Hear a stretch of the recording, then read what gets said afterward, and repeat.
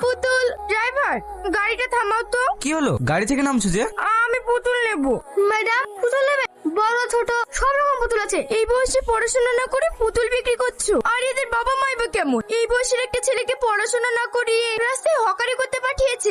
আমার বাবা মা কেউ নেই, আমি আমার দিদিমার কাছে থাকি। ও, আমি বুঝতে পারিনি। এটা তুমি আমাকে দাও, এই টাকাটা রাখো। ম্যাডাম, আমার পুতুলের দাম তো এত নয়। আর ওই টাকাটা দিয়ে তোমার দিদিমার জন্য ওষুধ কিনে নিয়ে যেও। এতটুকু একটা পুতুল নিয়ে 1000 টাকা দিয়ে দিলে? কি গো, তোমার চোখে পানি? ছেলেটাকে দেখে খুব মায়া লাগছিল।